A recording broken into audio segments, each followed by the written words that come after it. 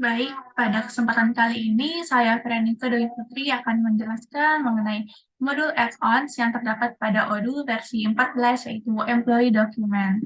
Jadi modul ini dapat digunakan sebagai tools yang dapat membantu kita untuk menyimpan dan mengelola data terkhususnya dokumen terkait karyawan seperti sertifikat, laporan appraisal, paspor, atau lisensi. Nah, aplikasi ini juga memungkinkan kita untuk mengatur pesan peringatan ketika ada dokumen yang mencapai tanggal kadaluarsa, yang dimana mungkin tanggal kadaluarsa ini akan hanya berlaku pada beberapa dokumen tertentu. Oke, langsung saja. Yang pertama, di sini kita perlu membuat database baru untuk dapat membedakan bagaimana before after dari data-data yang sebelumnya sudah ada dan bagaimana setelah kita menginstal modulnya. Kita create terlebih dahulu. Di sini akan diarahkan ke halaman create database baru. Kita buat namanya, di sini saya memberi nama SISDMPI, kemudian diisi email, password, dan kita dan beberapa hal lain yang ini dirasa opsional. Kita selanjutnya nanti akan diarahkan ke halaman login. Di sini sudah terdapat database SISDMPI yang kita telah buat sebelumnya dan kita perlu memasukkan email dan password yang telah kita buat sebelumnya juga. Kemudian kita klik login dan nanti akan diarahkan ke halaman apps ini yang dimana berarti kita telah berhasil masuk ke dalam database yang baru. Nah, pada modul dokumen employee document itu, kita harus terdapat aplikasi yang disyaratkan diinstal terlebih dahulu. Oleh karena itu, kita perlu menginstal modul employee. Di sini tahap pada saat saya telah memfilter apps-nya dan menginstal modul employee yang ini. Ini tampilan ketika sedang loading saat diinstal. Dan ini adalah tampilan ketika telah diinstal, di mana modulnya apps-nya telah tertulis install, ada keterangannya. Kemudian pada bagian sisi kiri atas juga pada menu telah terdapat menu employees. Selanjutnya, ketika kita buka ke halaman employee, di sini telah terdapat beberapa data dummy yang kita telah tentukan dari awal pembuatan database. Nah, di sini skenario-nya adalah kita akan membuat employee baru yang dimana nanti employee ini akan di-assign beberapa dokumen yang berhubungan dengan employee tersebut. Oleh karena itu, tahap selanjutnya adalah kita akan membuat employee baru. Nah, saat membuat employee baru, kita perlu menentukan terlebih dahulu departemen mana employee ini akan dimasukkan. Di sini saya membuat departemen IT and Product and Development.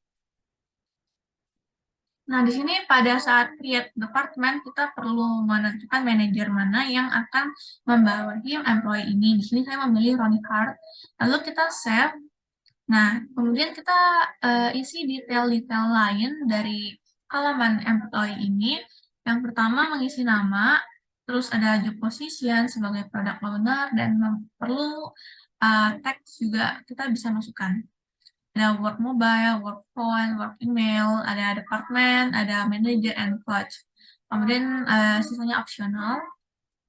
Bisa ini juga sebenarnya field ini juga bersifat opsional, namun ada baiknya mungkin kita bisa isi. Selanjutnya kita klik save dan akan muncul halaman seperti ini tampilannya ketika telah di save. Dapat dilihat di sini telah terdapat detail yang telah kita isi dan sudah ada organization chart di mana Ronnie Hart sebagai manager dan yang membawahi Veronica Dwi Putri sebagai product owner. Nah, skenario di sini kita akan mengassign beberapa dokumen ke employee Veronica Dwi Putri. Namun tidak terdapat field untuk mengassign dokumen tersebut. Oleh karena itu, kita perlu menginstal terlebih dahulu modul employee document. Nah, di sini di sini ada halaman untuk mendownload modul tersebut. Nah, di sini telah ada tertulis employee document by Cybros Techno Solution dan kita akan mendownload versi 14 di mana di sini telah tertulis required apps-nya yaitu employees HR dan technical name-nya ini employee document expiry. dan terdapat beberapa versi lainnya. Namun karena saya menggunakan versi 14, maka kita akan mendownload untuk versi 14. Setelah di-download, kita ekstrak filenya. Nah, bentuk ekstraknya ini bernama employee document expiry, dan kita taruh ke halaman, ke folder Odoo 14, server Odoo bagian add-ons. Kita paste di sini. Selanjutnya kita akan ke bagian service untuk melakukan restart terhadap service Odoo yang tengah berjalan. Di sini ada Odoo server 14.0, kita restart. Nah, setelah itu kita kembali ke halaman localhost, nanti dia akan nge-refresh sendiri. Nah, setelah itu, karena kita akan melakukan instalasi modul ekstra, maka kita perlu mengaktifkan developer mode terlebih dahulu, yang letaknya berada pada bagian settings. Nah, di sini ada activate the developer mode. Kita klik, lalu nanti akan kita kembali ke halaman apps. Di sini di halaman apps sudah terdapat menu-menu yang lain, ada App Store, ada update apps list, dan apply schedule upgrades. Nah, karena kita telah memasukkan modul baru, maka kita perlu mengupdate dulu app list-nya. Nanti kita klik, nanti akan muncul tampilan seperti ini. Modul update result, dan kita klik update. Nah, setelah itu kita perlu mencari modulnya ada di mana. Kita melakukan filter terlebih dahulu. Di sini saya memfilter not installed, extra, and module document. Dan ini adalah modul yang tadi telah kita download. Selanjutnya kita install. Nah, setelah selesai di-install, kita kembali ke halaman menu employee. Nah, di sini telah dapat dilihat ada employee Veronica Dwi Putri sebagai product owner yang telah kita buat sebelumnya. Kita klik. Nah, di sini dapat dilihat bahwa terdapat perbedaan dari sebelum kita menginstal modul employee document dan setelah kita menginstal. Perbedaannya adalah di sini. Telah terdapat bagian atau section berisi keterangan dokumen. Di sini jumlahnya masih 0 karena memang kita belum mengassign apa-apa ke employee parameter Wiputri. Selanjutnya, ketika kita buka section tadi, nanti akan diarahkan ke halaman ini dan tentu saja masih kosong karena memang kita belum mengassign. Maka selanjutnya, employee ini akan diassign beberapa dokumen yang sesuai yang terkait dengan employee tersebut. Kita create. Nah, pada saat create, kita perlu menentukan terlebih dahulu jenis dokumen yang akan kita masukkan. Di sini saya membuat appraisal report. Nah, di sini ada kita perlu menentukan namanya apa dan checklist type-nya apa. Dan pada checklist type ini ada dua pilihan lain, yaitu exit dan entry. Namun karena appraisal ini berupa penilaian di pertengahan kerja, jadi kita masukkan ke bagian other saja. Kemudian kita klik save. Nah, ini adalah tampilan ketika telah diisi data-data yang kita perlukan. Jadi ada dokumen number, ada dokumen di sini name-nya, kemudian attachment-nya sudah dimasukkan juga filenya berupa PDF, ada issue date dan expired date. Nah, expired date ini tidak bersifat wajib sehingga kita dapat memasukkan ataupun tidak tergantung dari kebutuhan dokumennya. Memang kalau dokumennya tidak memiliki tanggal kadaluarsa, jadi kita tidak perlu mengisi. Dan bisa ditambahkan description juga. Kemudian kita klik save. Nah, tampilannya akan seperti ini. Kemudian apabila kembali ke halaman dokumen, akan terdapat bukan lagi halaman kosong, melainkan sudah ada daftar dokumen untuk employee Veronica Dwi Putri. Di sini sudah ada satu dokumen dengan kode DC001, terus ada issue date-nya tanggal 25 Desember, dan expired-nya nggak ada. Selanjutnya kita akan membuat dokumen lain. Nah, di sini dokumen kedua adalah mengenai Education Certificate, di mana saya memasukkan sertifikat TOEFL untuk employee Veronica Dwi Putri, dan saya memasukkan juga expired date-nya, yang dimana TOEFL ini memiliki jangka waktu sehingga perlu ada pembaharuan lagi. Nah, di sini kita setting expired date-nya, terus bisa ditambahkan description juga.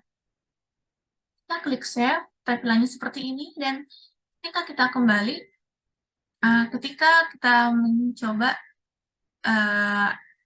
button action. Jadi di dokumen ini ada action yang dapat dilakukan selain create. Jadi ada duplicate dan delete dokumen yang telah kita buat. Oke, selanjutnya ketika kita kembali ke halaman sebelumnya, kita dapat melihat ada daftar dokumen, sudah terdapat 2 dokumen yang telah kita buat sebelumnya. Dan di sini telah ada keterangan expired date-nya. Apabila kembali ke halaman detail employee, dapat kita lihat ada perubahan di sini. Pada section dokumen, tadinya awalnya 0, sekarang menjadi 2, yang dimana 2 ini telah berisi appraisal report dan tuple certificate. Nah, selain itu, ketika kita memasukkan dokumen dan mengatur expired date-nya, kita harus mengatur pada tanggal yang tepat, karena apabila kita mengatur melewati batas tanggal hari ini, sebelum hari ini, maka ada keterangan your document is already expired. Jadi emang nggak bisa memasukkan dokumen yang sudah kadaluarsa. Dan pada awal tadi saya telah menjelaskan bahwa modul ini dapat menotifikasi kita apabila dokumennya telah mencapai tanggal kadaluarsa. Namun, saya tidak bisa mencontohkannya bagaimana sistem akan menotifikasi kita melalui email karena sebelumnya harus ada yang diintegrasikan email yang asli dan ada settingannya, namun saya telah mencet dan tidak dapat menemukan bagaimana saya bisa men-setting agar dokumen ini expired dan mendapatkan notifikasi. Dan notifikasi ini disampaikan melalui email yang telah kita daftarkan. Baik, sekian dari saya mengenai penjelasan modul Employee Document pada Odoo versi 14. Kurang lebihnya mohon dimaafkan dan terima kasih.